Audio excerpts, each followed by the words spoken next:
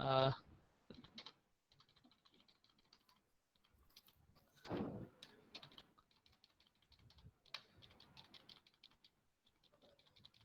oh sorry, let us understand this program now more properly because we have a time. Okay, तो यहाँ पर dry run करते हैं इस प्रोग्राम का। पहले आप कोड एक बार पढ़ लो, छोटा सा प्रोग्राम है, आराम से एक बार कोड आप पढ़ लो क्या लिखा हुआ है। Then I am explaining, I am going to explain what will happen when we run this program, right. So first declaration part है, उसमें हमने एक पॉइंटर, कैरेक्टर पॉइंटर डिक्लेयर किया है, and it is initialise with a literal Ahmedabad. After CLR SCR, we run a loop while star city is not equal to null. Inside the loop, we are printing uh, each character and its address. For that, two arguments are there. For character print, star city is the argument. To print address, city pointer name is there, and after that there is a pointer increment, CT++. So what will happen when we run this program, right? So first of all, we first the literal Ahmedabad will be converted into a string, and it will be stored in a memory in a contiguous space, right? पहला जो character होगा वो A होगा, उसके बगल में second bite में H होगा, थर्ड में M होगा, फोर्थ में E, D, A, B, A, D, and null. Null will be the last. Okay, so what will happen when we when this string will be created, its base address does mean address of first character, जहां पर भी first character store है उस bite का address वो pointer सीटी pointer को दे देंगे, मतलब कंपाइलर दे देगा, it will do this. So right now the ct, which is a pointer, is pointing to address of first character. Okay, और अगर मैं आगे स्टार कर दूं आगे, तो मुझे वो वैल्यू भी मिल जाएगी ए को मैं एक्सेस कर सकता हूं। So only city is pointing address, it can be 170, right, ये हो सकता है 171 हो सकता है, ये 172 हो सकता है। तो only city is carrying a number, byte number 170 171। लेकिन अगर स्टार सिटी लिखता हूं तो character A, character H, character M, that I can access. ये क्लियर हो गया। अब देखो तो आप समझ सकते हो कि यहाँ पर जो मैंने वाइल के साथ कंडीशन रखी है उसका क्या मीनिंग निकलता है। जब तक स्टार सिटी करने से नल नहीं आ जाता, star city is accessing the value stored at the address, तो जब तक स्टार सिटी नल वैल्यू को एक्सेस नहीं करता, मतलब ये लास्ट वाला, ये वहां वहां उसको पॉइंट नहीं करता, तब तक ये लूप चलेगा, ये लूप घूमेगा, ये लूप रन होगा, ये लूप रन होगा। तो लूप के अंदर सबसे पहला स्टेटमेंट हमने रखा है %c %u। %c के लिए आर्गुमेंट है स्टार सिटी, %u के लिए आर्गुमेंट है सिटी। तो क्या प्रिंट होगा पता है, ए और बीच में \t है तो 170। ओके, उसके बाद ct प्लस प्लस होता है, ct plus plus means what, now pointer is moved to the next byte, and now ct is pointing to the address of h। तो while में कंडीशन टेस्ट होगा h is not a null, hence control will come into the loop, और यहाँ पर print होगा h 171। उसके बाद cd plus plus, so cd now pointing to the address of character m, and then condition is m is not equal to null, hence control will come inside and it will print m 172.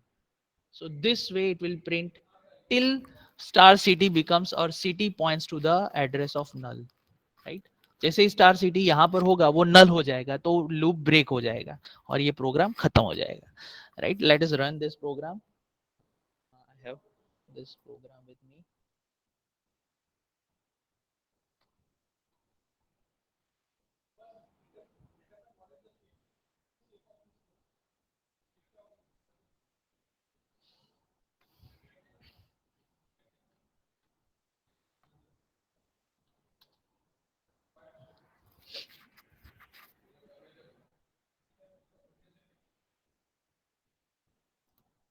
You can see the screen, the same code is written here, right?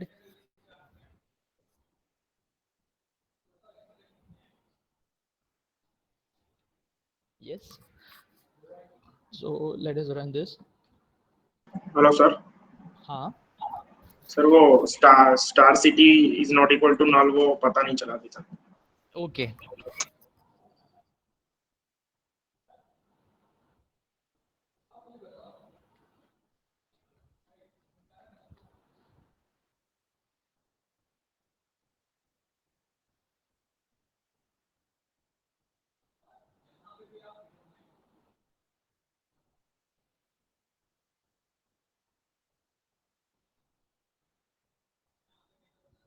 Okay. So first of all, what will we get when we write star city, right? ये सबसे पहले तो ये समझना पड़ेगा, city is a pointer, और आगे star लिखने से हम डी रेफरेंस कर रहे हैं उस पॉइंटर को, और D referencing of pointer does mean you are accessing the value which is stored at a memory address held by that pointer. Suppose city is right now having the address 170, right? ये bite number है, bite के साथ जुड़ा हुआ number है जिसे उसका memory address कहते हैं. तो 170 किस जगह एड्रेस है, किस जगह का एड्रेस है? उस जगह का एड्रेस है जहां पर ए स्टोर किया हुआ है. ओके, तो सिर्फ सिटी लिखने से हमें 170 मिलता है. जैसे ही मैं स्टार सिटी करता हूं, okay, what I can get the value character. Store. या ओके. ओके, तो अब ये जो कोड है उसे आप ध्यान से पढ़ो. Star city is not equal to null, मतलब जब तक स्टार डी रेफरेंसिंग करने से नल वैल्यू मिलता नहीं है. आपको शायद पता होगा कि हर एक स्ट्रिंग में लास्ट कैरेक्टर नल होता है, which is a indication of termination of the string. Okay, वो ऑटोमेटिकली इंसर्ट हो जाता है, we are not inserting it. तो ये जो नल है, जैसे जैसे ये ct प्लस प्लस करेंगे, ये पॉइंटर जो है ct, वो हर एक कैरेक्टर को पॉइंट करता जाएगा, राइट? और एक ऐसा पोजीशन आएगा जब पॉइंटर नल जहां पर स्टोर है उस बाइट का एड्रेस पोजेस करेगा, और तब जब हम स्टार सिटी लिखेंगे तो हमें क्या मिलेगा? नल. ओके, तो हमने कंडीशन क्या रखा है पता है? जब तक स्टार सिटी करने से नल नहीं मिलता तब तक लूप को घुमाए ना, लूप को घुमाओ, तब तक लूप को घुमाओ, लेकिन जब star city is equal to null हो जाएगा, लूप टर्मिनेट होना चाहिए. इसलिए कंडीशन रखा है star city is not equal to null. while star city is not equal to null, let the loop run and every time be cd plus plus. Are you getting now? Okay, मतलब sir वो जब तक वो नहीं होगा तब तक city plus plus होगा, वरना सी. वरना लूप ब्रेक हो जाएगा. हाँ, ओके, अंडरस्टूड. तो हाँ, और ये लॉजिक आप दिमाग में रखना, क्योंकि जितने भी पॉइंटर टू स्ट्रिंग वाले प्रोग्राम होंगे ये लॉजिक आएगा ही आएगा, right? Okay, so let us run this program. Okay, so the same code is there, so no need to discuss, and just run it.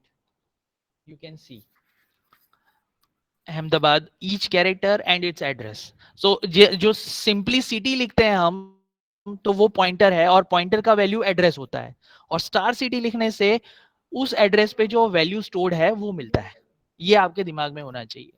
Pointer is D reference, it is star, and it will get the value. Only pointer will give you address. Okay. Okay, let us go back. One more program is there and then we will leave. Though with Tripathi sir is not able to take this lecture, it doesn't mean I should continue till next lecture. You can rejoin at the time of the next lecture. Okay. Uh, okay, so now after this, the next slide is write a program using. Sir हाँ. Sir इसके अंदर white space read हो सकती है? हाँ, इसमें हो सकती, मतलब हमने इनिशियलाइज करवाया था. अगर आपको रीड करवाना है तो scanf के अलावा कोई भी फंक्शन, गेटेस्ट फंक्शन यूज करके करवा सकते हैं. पॉइंटर का काम नहीं है, pointer is not a restriction to read a white space or to not read a white space. It is just pointing to the address. Okay, sir. Okay. So, okay. Now next program is write a program using pointers to determine the length of a character string. मैंने एक last statement था नीचे जो मैंने आपके साथ discuss नहीं किया, ये स्टेटमेंट, ये जो लॉजिक मैंने आपको अभी सीखा है ना, उसी लॉजिक पे हम जितने भी अब तक पढ़ चुके हैं स्ट्रिंग हैंडलिंग फंक्शन जो लाइब्रेरी में अवेलेबल है, strlen, strcat, strcpy and strcmp, वो सभी वो सभी का जो बैकएंड कोडिंग है वो इसी लॉजिक पे है, वो इसी लॉजिक पे है, कहीं ना कहीं ऐसा ही लॉजिक काम कर रहा है उसमें। तो हम एक एक देखते हैं, आज एक प्रोग्राम देखते हैं strlen। ओके, इसका कोडिंग हम आज सीखेंगे नेक्स्ट प्रोग्राम में। देखो ये टाइटल भी वही कह रहा है, right a program using character sorry using pointer to determine the length of the character string. strlen function का भी वही काम है। तो वो कैसे काम करता है उसका कोडिंग आज आपको देखने को मिलेगा। Let us read that. First two lines are most obvious, void main opening brace, now declaration. Here I am declaring one character array s1. S1 is a character array or string which can store 10 characters. Now I'm declaring two character pointers. Please remember, if you want to assign the address of a character variable, the pointer should be of character data type. Here we are handling a string, hence the pointers are character data type. Two pointers are declared, star p1, star p2. P1 and P2 are pointer variable of character data type. They can hold the address of any other character variable. Integer length, this is a integer variable length in which the number of characters will be will be stored, right? So now what is this and what is this? Somebody should tell me. Two statements I have written, p1 equal to s1, p2 equal to s1. Oh sorry, p2 equal to p1, my mistake. What will happen?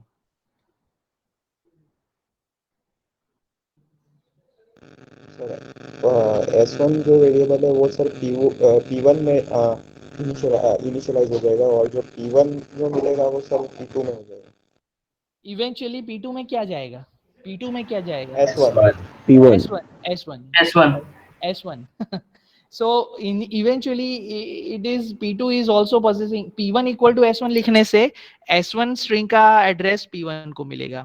फिर हमने लिखा है p2 equal to p1, तो इससे क्या होगा, जो p1 के पास जो एड्रेस है वो p2 के पास भी होगा। मतलब नाउ p2 और p1 दोनों s1 को पॉइंट कर रहे हैं। p2 और p1 दोनों राइट नाउ s1 के बेस एड्रेस को पॉइंट कर रहे हैं, मतलब स्ट्रिंग s1 को पॉइंट कर रहे हैं। Okay, this is the meaning.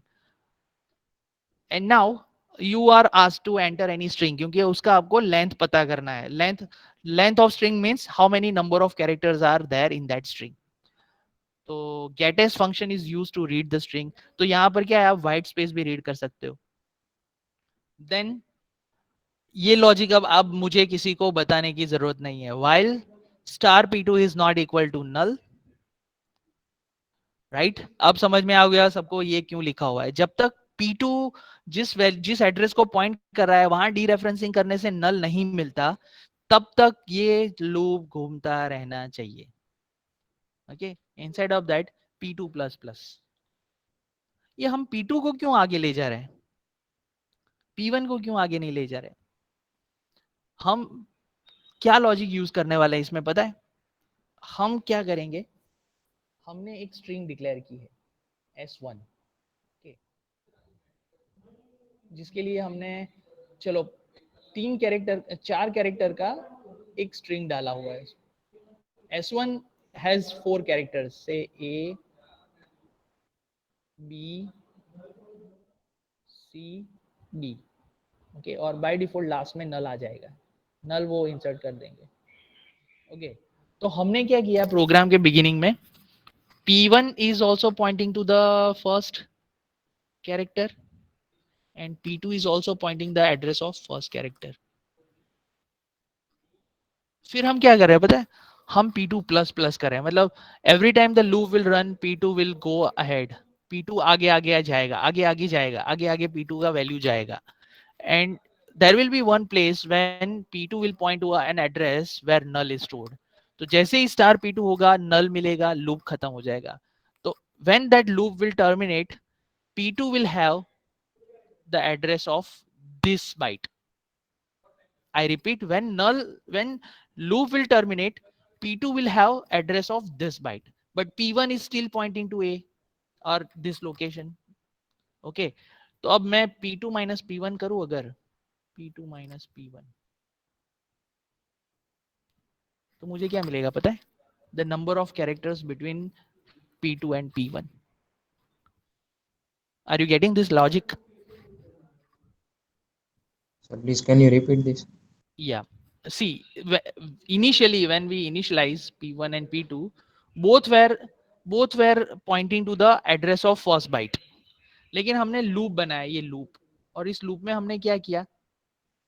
P2 plus plus किया. मतलब जितनी बार P2 स्टार P2 नल नहीं होता है, तब तक P2 plus plus means P2 जो होगा वो नेक्स्ट बाइट को एड्रेस पॉइंट करेगा, नेक्स्ट बाइट का एड्रेस पॉइंट करेगा, नेक्स्ट बाइट का एड्रेस पॉइंट करेगा, नेक्स्ट बाइट का एड्रेस पॉइंट करेगा, तब तक जब तक P2 के पास उस बाइट का एड्रेस नहीं आ जाता जहां पर नल स्टोर्ड है. जैसे ही उस बाइट का एड्रेस आएगा जहां पर नल स्टोर्ड है, लूप तो खत्म हो जाएगा, लूप टर्मिनेट हो जाएगा. तो at the end of the loop P2 will point a byte where null is stored, and P1 will still point to the address of first byte where first character is stored, right? तो P2 minus P1 लिखने से क्या होगा? P2 यहाँ पर है, P1 यहाँ पर है, तो P2 minus P1 लिखने से you will get the number of characters between P2 and P1. कितने characters हैं P2 और P1 के बीच में? बीच में मतलब P1 will also be counted 1, 2, 3 and 4. Are you getting that? 1, 2 and 3 and 4. So this will give you the number of characters between P2 and P1. Just look at here. Length equal to P2 minus P1. ये समझ में नहीं आया? ये तो बहुत simple है, मतलब इट्स वेरी सिंपल. नंबर से अगर समझना है तो समझ सकते हैं. Say P1 has value 170. 170 is the address where A is stored. Okay, और P2 जो है 170, 171, 172, 173, 174. अब समझ में आ गया? 174 माइनस 170 कितना आएगा? 4.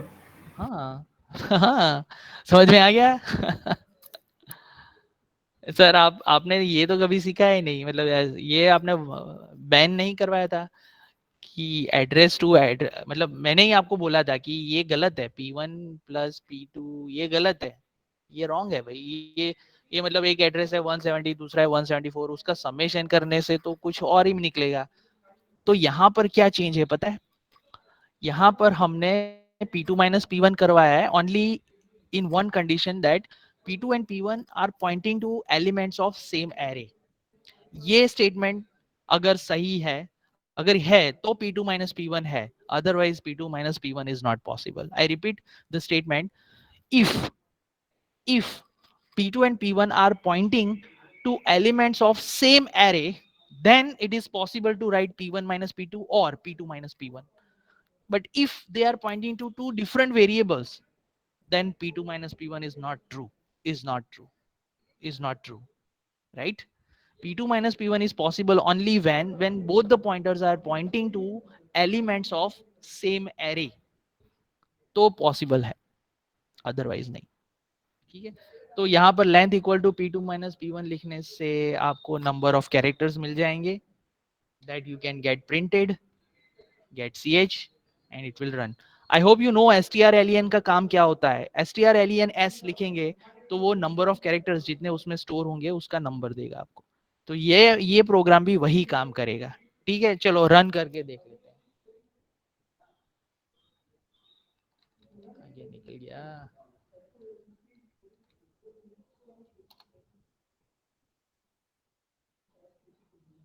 सॉरी.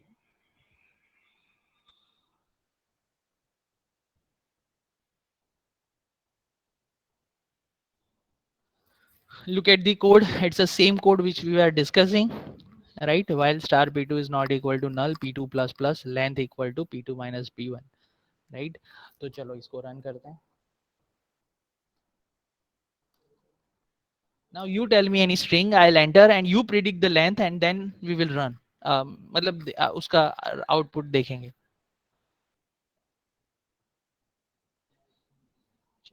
एक लंबा वाला advanced C programming. Okay, please count the length of this string.